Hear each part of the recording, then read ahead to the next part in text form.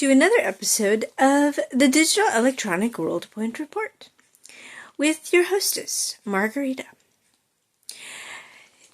Of course, you didn't think that I would have forgotten that this has been a week-long celebration of Martin Luther King Jr. Week, and how important it is to think of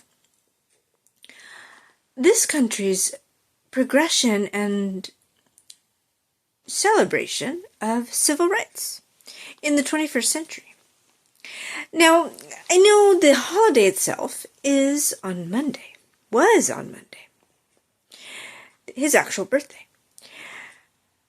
And though he would have been, were he alive, in his 90s, as a country, we do take it upon ourselves to think of it also includes Make a Difference Day and National Service Days, where people do think of community service events that can occur throughout the country, where people give hours or half an hour to different community events and or participate in parades and different ways that people can pay it forward to communities. Now, but let me tell you, it was something also very significant this year that, in addition to thinking of why it was so important to think of Dr. Martin Luther King Jr. and his message of the dream for America and moving America forward in the idea of civil rights and protecting civil rights and voting rights, for example, and how important it is, considering this past Tuesday was an important and pivotal moment in what is considered the Iowa caucus, which I won't be discussing by any means more than I just mentioned right now, but voting is an important component of American history. But let me tell you what happened on a Thursday. This Thursday, in the wee hours of the morning, I awoke to 44-degree weather. And though to some that may not seem as cold at all, because the country has been going through a bit of a chill. There have been very cold temperatures throughout the country. Most states in the United States of America, except for Hawaii, have experienced extreme cold weather. But let's be honest, it is winter. And Puxatawny Phil must be quite excited as to what he's going to find in early February. I would presume, anyway. Hopefully it will be an early spring. Suffice to say, though, as I found myself awakening to this 44-degree weather, I realized the significance of the 44 degrees. Not only was it warmer than the previous week, where there had been freezing temperatures, but my goodness, it harkened me back to a wonderful year where I traveled from California to Washington, D.C. to witness what I recommend every American should witness, the inauguration of a president. Now, I know it has become a bit of a controversial conversation because of what has happened, particularly during the Trump administration and the scandalous situation with the effort to overthrow the government when the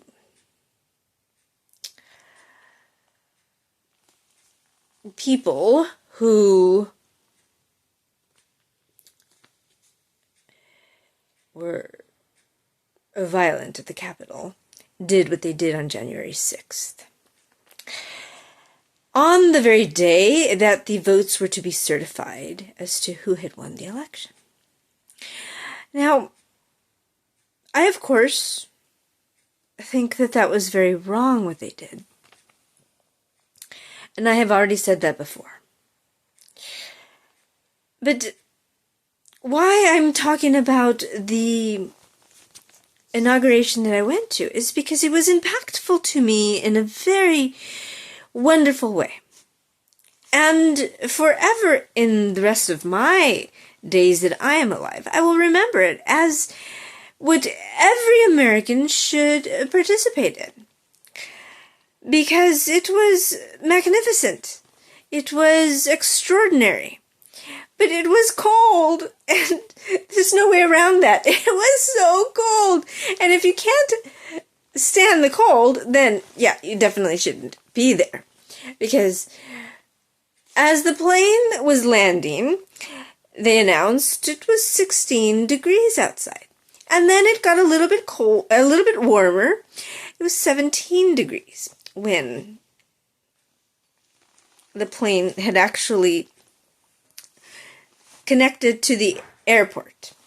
And I fortunately was well prepared and warm enough to get to the location to where I was going. But it was cold standing outside waiting for the inaugural parade, which is where I was for the entire day. And then I took the plane back to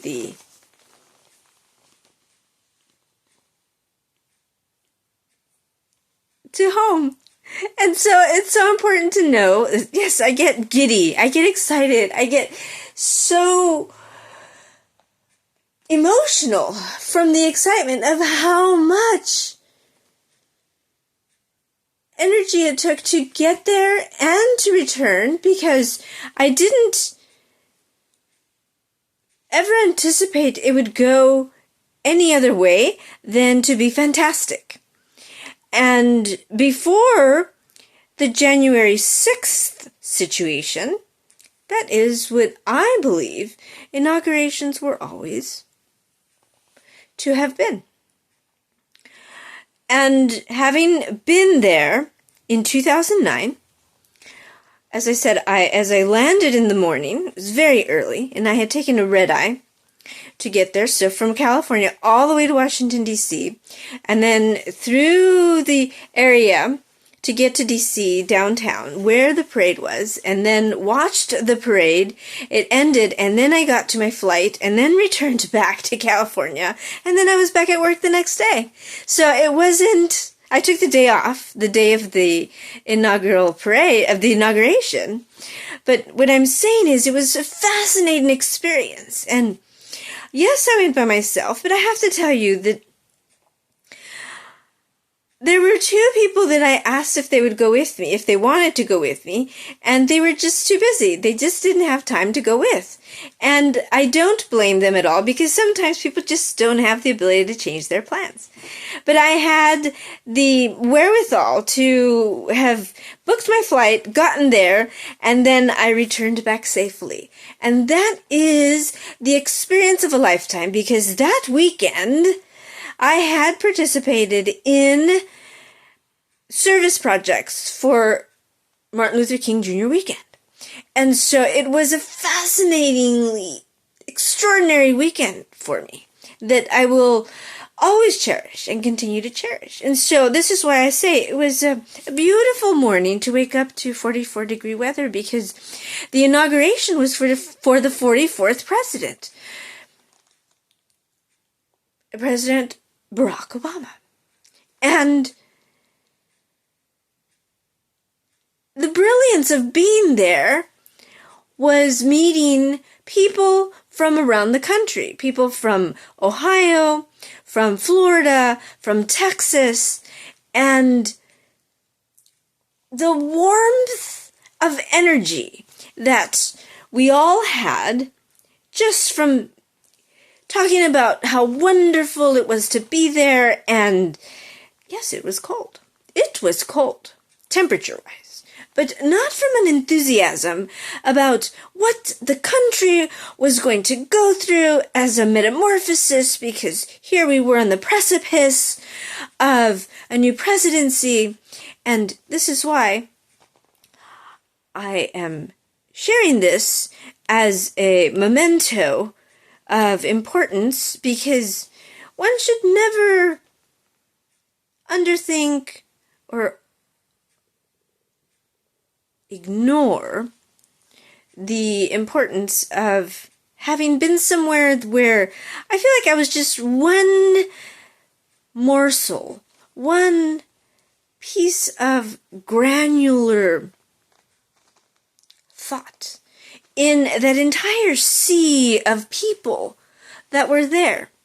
But it was absolutely necessary for me to have been there, because I truly did feel the impetus to have participated, because as a member of society, it was important to be part of the process of democracy in America. And no one should ever think that that is somehow gone.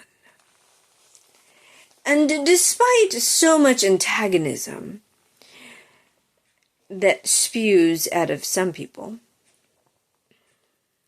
and it does occur from various places, no one should ever be discouraged or discourage others from the enthusiasm that occurs in a democratic process. Not only from encouraging people to participate in becoming strong candidates in the democratic process, but also from being ethical leaders once they are elected into office. Because it is very easy to be overwhelmed and to be taken in and taken over by a machine that has been churning and turning for decades and centuries. Unless, of course, if someone has strong values and strong morals, then they can certainly take the wheel and continue to hold on to the wheel. And this is why it is important to continue to have people who have strong ethics. So,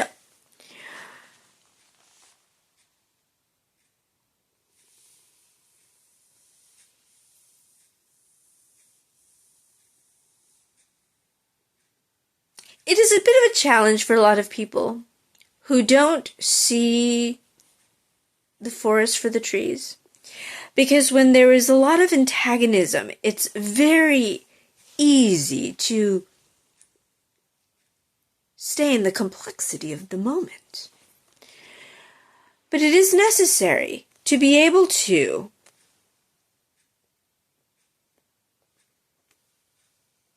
focus on what is relevant.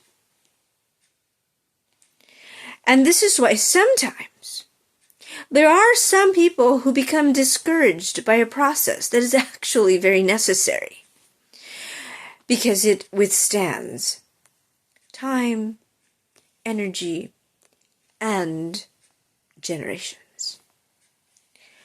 Having said that, let's all remember that just because Dr. Martin Luther King Jr.'s celebration is often only discussed in large circles once a year, that we shouldn't only walk into nonprofits or different organizations once a year to help. That oftentimes nonprofits, social organizations, do rely on people throughout the year for assistance and focus of mission. And that oftentimes when we become that person that can pivot well to better understand what the needs are of different community organizations, if it does become something that is in line with our particular values and our particular social interests, then it should be something that we should consider to keep in mind for our consistent social giving. Not everything is a charitable donation. Some things are social givings. And hopefully that will continue to build character. That concludes my brief moment